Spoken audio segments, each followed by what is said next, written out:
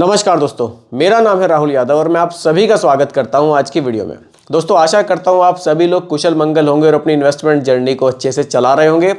किसी तरह की हेल्प अगर आपको लगता है कि आपको मुझसे चाहिए तो बेझिझक आप लोग मुझे कमेंट कर सकते हैं। आज की वीडियो का जो टॉपिक है वो भी एक कमेंट के ऊपर ही होने वाला है। देखिए, कमेंट्स पिक करके उसके ऊपर वीडियो बनाने से काफ़ी लोगों को बेनिफिट मिलता है। मान लीजिए किसी ने कोई कमेंट किया, लेकिन उनके कमेंट से रिलेटेड ही सवाल बहुत से लोगों के मन में चल रहे होते हैं, तो काफ़ी लोगों के डाउट्स क्लियर हो जाते हैं। तो ये अच्छी चीज़ है, आप लोग कमेंट कीजिए, काफ़ी सारे लोगों के डाउट्स आपके कमेंट के थ्रू भी क्लियर हो सकते हैं।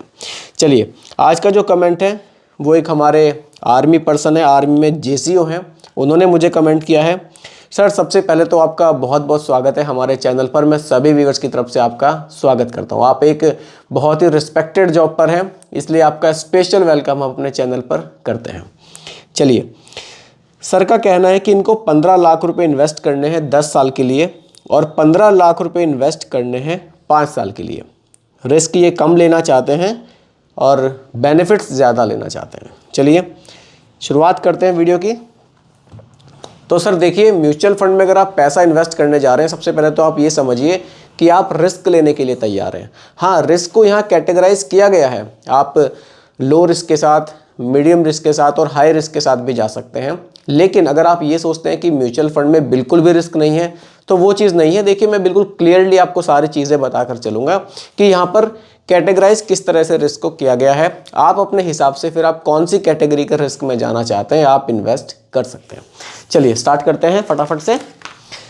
देखिए, आपको 2 प्लान यहाँ पर लेने हैं, 15 लाख और 15 लाख। दोनों में आप 15 लाख रुपीज़ इन्वेस्ट करना चाहते हैं।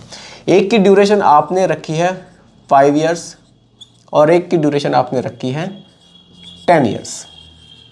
यही कुछ आपका कमेंट है। एक बार क्लियरली मैं देख लेता हूँ। जी हाँ, 15 lakh for 10 year and 15 lakh for 5 years. ठीक है सर। देखिए सर, जो इन्वेस्टमेंट आप 10 इयर्स के लिए कर रहे हैं, यहाँ आप थोड़ा सा ज़्यादा रिस्क भी लेकर चल सकते हैं मेरे हिसाब से, क्योंकि 10 इयर्स की जो ड्यूरेशन है वो काफ़ी लंबी है। इस अवधि में जो मार्केट का उतार चढ़ाव है, उसके बाद हमें एक जो रिटर्न मिलता है ना, वो काफ़ी बढ़िया देखने को मिल सकता है।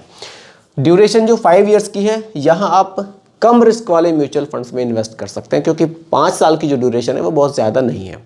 बाकी देखिए, आप अगर चाहते हैं कि दोनों फंड्स में ही आप कम रिस्क लेना चाहते हैं, तो दोनों में आप कम रिस्क लेकर भी अपने हिसाब से, क्योंकि देखिए फाइनेंशियल कंडीशन सबकी अलग अलग होती है, तो अपने हिसाब से आप डिसीजन ले सकते हैं। मैं यहाँ थोड़ा सा क्लियर करके आपको चलूँगा कि आपके लिए फ़ंड कौन से बढ़िया रह सकते हैं। देखिए, अगर कम रिस्क वाले फंड्स की हम बात करते हैं तो फिर हाइब्रिड कैटेगरी हमें देखने को मिलती है, जहां हमारा पैसा डेट में भी रहता है और इक्विटी में भी रहता है। दोनों ही तरफ हमारा पैसा इन्वेस्ट किया जाता है। डेट में जो पैसा रहता है वो हमारा गवर्नमेंट सिक्योरिटीज़ में रहता है और इक्विटी में जो पैसा रहता है वो हमारा शेयर मार्केट में इन्वेस्ट किया जाता है। अगर सारा पैसा डेट में इन्वेस्ट कर देंगे तो फिर वही रिटर्न मिलेगा जो कि हमें बैंक एफडी से या फिर पोस्ट ऑफिस में जो हम पैसा फिक्स करते हैं वहाँ से मिलता है। म्यूचुअल फंड में आने का मतलब ही तभी बनता है कि जब हम अपने पैसे को थोड़ा सा इक्विटी में इन्वेस्ट करें, क्योंकि पैसा इक्विटी में जाएगा, शेयर मार्केट में जाएगा, तभी तो अच्छे रिटर्न्स मिलेंगे। नहीं तो डेट में तो फिर बैंक में हमारा पैसा इन्वेस्ट हम कर ही सकते हैं। चलिए, म्यूचुअल फंड में आ रहे हैं आप, तो थोड़ा सा रिस्क आपको लेना पड़ेगा, तभी बेनिफिट्स आपको देखने को मिलेंगे। अगर आप बिल्कुल कम रिस्क के साथ जाना चाहते हैं, मैं कैटेगरीज आपको बता देता हूँ। देखिए, एक कैटेगरी जो सबसे कम रिस्क वाली यहाँ पर हमें देखने को मिलती है, वो मिलेगी कंजर्वेटिव हाइब्रिड फंड। अब देखिए, इस कैटेगरी में किसको जाना चाहिए? इस कैटेगरी में उनको इन्वेस्ट करना चाहिए जो वाकई बहुत ही कम रिस्क लेना चाहते हैं। अब देखिए, कंजर्वेटिव हाइब्रिड फंड कैटेगरी में क्या होता है कि यहाँ जो आपका पैसा है, मैक्सिमम पैसा आपका डेट में इन्वेस्ट रहता है। मैक्सिमम पैसा डेट में रहेगा और थोड़ा सा पैसा आपका इक्विटी में इन्वेस्ट किया जाएगा, क्योंकि रिटर्न्स वहाँ से थोड़े से आपको अच्छे मिलते हैं। देखिए, कंजर्वेटिव हाइब्रिड फंड्स की अगर मैं बात करूँ तो यहाँ मैक्सिमम 35% पैसा ही आपका इक्विटी में जा सकता है, उससे ज़्यादा नहीं। तो यहाँ पर मैक्सिमम पैसा आपका इक्विटी में 35% ही इन्वेस्ट किया जा सकता है। बाकी आपका जो बड़ा पोर्शन है पैसे का वो डेट में ही रहेगा।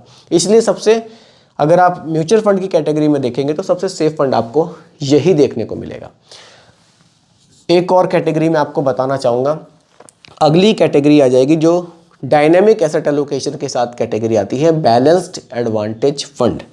बैलेंस्ड एडवांटेज फंड को आप देख सकते हैं, बैलेंस्ड एडवांटेज फंड। अब देखिए इस कैटेगरी में किसको जाना चाहिए, जो थोड़ा सा इस कैटेगरी के मुकाबले ज़्यादा रिस्क लेने के लिए तैयार है। अब देखिए दोनों कैटेगरीज में मेनली क्या डिफरेंस है। यहाँ मैक्स 35% पैसा इन्वेस्ट किया जा सकता है, कहाँ, इक्विटी में। और अगर मैं बैलेंस्ड एडवांटेज फंड की बात करूँ, यहाँ फ्लेक्सिबिलिटी है फंड मैनेजर के पास, यहाँ फ्लेक्सिबिलिटी है फंड मैनेजर के पास कि वो अपने पैसे का पोर्शन कितना भी चाहे तो डेट में रख लें और जितना उनका चाहे वो उसको इक्विटी में रख लें। तो यहाँ मार्केट कंडीशंस के हिसाब से जो एलोकेशंस हैं पैसों के वो चेंज होते हैं, इसीलिए इस फंड को डायनेमिक एसेट एलोकेशन वाला फंड कहा गया है। लेकिन ठीक उसी तरह ही दोनों में ही आपको रिटर्न्स में भी फर्क देखने को मिलेगा। अगर आप कंजर्वेटिव हाइब्रिड फंड के साथ जाते हैं तो यहाँ जो रिटर्न्स आपको देखने को मिलते हैं 10 से 11% के देखने को मिलते हैं। वहीं अगर आप बैलेंस्ड एडवांटेज फंड कैटेगरी में जाते हैं तो यहाँ जो रिटर्न्स हैं वो लगभग आपको 14% के आसपास भी देखने को मिल सकते हैं। एक कैटेगरी में आपको और बताना चाहूँगा, देखिए तीनों कैटेगरी में क्या है ना, आपका कुछ पैसा डेट में ज़रूर रहेगा, क्योंकि ये हाइब्रिड फंड्स है, प्योर इक्विटी फंड्स ये नहीं है। क्योंकि बहुत ज़्यादा रिस्क वाले फंड्स की बात मैं कर नहीं रहा हूँ, कम रिस्क वाले फंड्स को भी कैटेगराइज किया गया है, उसी की बात मैं कर रहा हूँ। चलिए अगली कैटेगरी आ जाती है aggressive hybrid fund. Aggressive hybrid fund. अब देखिए इस कैटेगरी में किसको इन्वेस्ट करना चाहिए, नाम से ही क्लियर है, एग्रेसिव।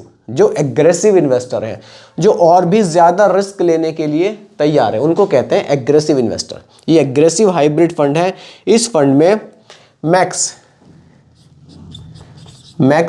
75% पैसा कहाँ इन्वेस्ट होगा, इक्विटी में, यानी कि शेयर मार्केट में। बाकी का पैसा हमारा डेट में फंड मैनेजर रख सकते हैं। देखिए दोनों में डिफरेंस आपको क्लियरली दिखाई देगा। यहाँ मैक्सिमम 35% पैसा इक्विटी में और यहाँ मैक्स 75% पैसा इक्विटी में। तो जितना ज़्यादा पोर्शन इक्विटी में उतना ज़्यादा रिस्क। रिटर्न्स की बात करूँ, यहाँ आपको लगभग 15 से 16% के रिटर्न्स देखने को मिल सकते हैं, जैसा कि पास्ट में मिले भी हैं। तो यही तीन डिफरेंसेस आपको तीन फंड्स में देखने को मिलेंगे। देखिए अगर आप कंजर्वेटिव हाइब्रिड फंड्स में जाते हैं तो 10 से 11% के आसपास के रिटर्न्स आप मान लीजिए। बैलेंस्ड एडवांटेज फंड में जाते हैं तो 14 से 15% के रिटर्न्स आप मान लीजिए। और अगर आप एग्रेसिव हाइब्रिड कैटेगरी में जाते हैं तो जो यहाँ पर रिटर्न्स हैं वो आपको लगभग 15 से लेकर 17% तक के देखने को मिल सकते हैं। यही मेजर तीनों में हमें डिफरेंस देखने को मिलता है। अब सर के कमेंट पर आते हैं कि इनको कम रिस्क वाले फंड्स में अपने पैसे को इन्वेस्ट करना है। देखिए सर, अगर आप बहुत कम रिस्क लेना चाहते हैं तो आप कंजर्वेटिव हाइब्रिड फंड्स में जा सकते हैं। यहाँ जो आपका पैसा है उसकी जो ग्रोथ है वो लगभग 10 से 11% के हिसाब से होगी। अगर आप और रिस्क लेना चाहते हैं तो बैलेंस्ड एडवांटेज फंड के साथ आप जा सकते हैं। और अगर आप थोड़ा सा रिस्क और भी लेना चाहते हैं तो फिर आप एग्रेसिव हाइब्रिड फंड्स के साथ जा सकते हैं। इन कैटेगरी के अलावा अगर आप और भी ज़्यादा रिस्क लेना चाहते हैं तो फिर बहुत कैटेगरी है, फिर आप लार्ज कैप में जा सकते हैं, मिड कैप में भी जा सकते हैं। लेकिन अगर आप थोड़ा सा सेफ रहना चाहते हैं, इन तीनों कैटेगरी में से किसी भी एक कैटेगरी को आप अपने हिसाब से चूज़ कर सकते हैं और उसमें अपने पैसे को आप इन्वेस्ट कर सकते हैं। बाकी अगर आपको इन फंड्स में से चूज़ करने में कोई प्रॉब्लम हो, आप मुझे कमेंट कीजिएगा कि आपको कंजर्वेटिव हाइब्रिड फंड में इन्वेस्ट करना है या बैलेंस्ड एडवांटेज फंड में करना है या फिर एग्रेसिव हाइब्रिड फंड में आपको इन्वेस्ट करना है। उस पर एक डिटेल वीडियो मैं आपके लिए अलग से ज़रूर बनाऊंगा। फिलहाल टॉपिक मैंने आपका क्लियर किया है कि आप तीनों कैटेगरी में से किसी एक कैटेगरी में इन्वेस्ट कर सकते हैं। और आपको कोई कन्फ्यूज़न अभी भी हो तो आप मुझे दोबारा कमेंट कर सकते हैं, रिप्लाई मैं आपको ज़रूर करूँगा। तो दोस्तों उम्मीद करता हूं कि टॉपिक आप लोगों को पूरी तरह से क्लियर हुआ होगा। फिर भी कोई कन्फ्यूजन हो आप मुझे दोबारा कमेंट कर सकते हैं। बाकी दोस्तों रिकमेंडेशन ये नहीं है, एजुकेशनल पर्पस वीडियो आप लोगों के लिए बनाया गया है।